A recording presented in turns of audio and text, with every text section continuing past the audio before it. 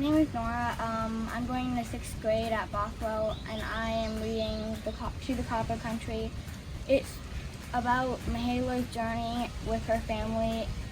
In 1886, Mihaela and her family moved to the Michigan's Upper Peninsula copper country so her father could work in the copper mine. The common food that they ate was something like a meat pie called a pasty. It's really good. I've had it quite a few times. So we're just going to show you how to make a pasty. In the book, To the Copper Country, we learn about a family's journey from Croatia to the Copper Country in Upper Peninsula, Michigan. So today we're going to learn how to make pasties, which is a recipe from this book.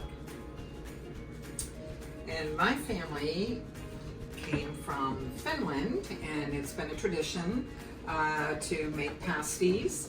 And so I'm going to share my recipe. I've used the recipe for the crust, and everything is exactly like in the book, except I'm going to use ground chuck. And in the book they were using ground sirloin, which I would like to try someday. This is just traditionally what we have done. And so I'm actually doubling the recipe. So I'm actually using 2 pounds of the ground chuck. And so you need a very big bowl.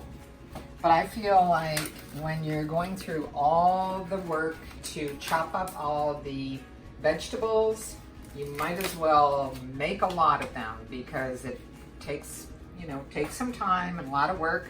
So you just want to kind of break up the ground chuck, or if you're going to use the ground sirloin, you're going to cut it up into small bite-sized pieces, because you want everything to be pretty small for the pasties. And so I have a whole onion, which seems like a lot, but we need the whole onion because you need the flavor of the for the pasty and the meat and the potatoes. And this is the rutabaga, and you want that cut pretty small because that is also pretty hard, and it takes a little bit of time to cook the rutabaga. And these are chopped carrots. We want those pretty small as well.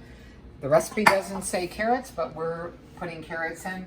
And then the potatoes can be just slightly larger. So these are the potatoes. And we're just going to you're going to have to get in there and mix everything with your hands and your fingers.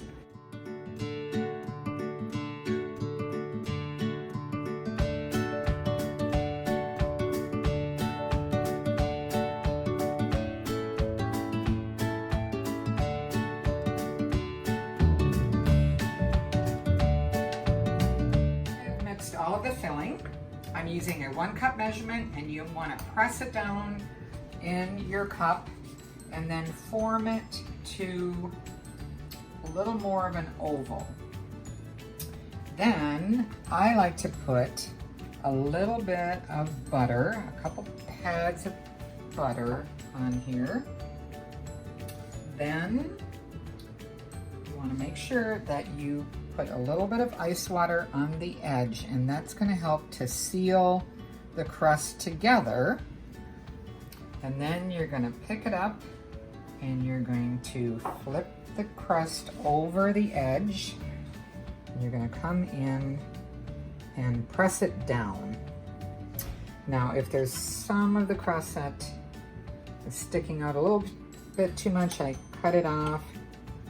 But then you're going to come around and just turn the crust over along the whole edge.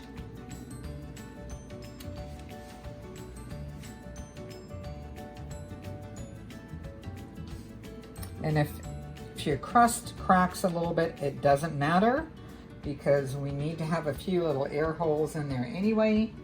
So, but if it doesn't crack, you'll want to just put a few little pricks to allow the steam to come out. You can also put a little braided crust around the edge if you prefer, but we normally just do it like this. So that's all there is to it.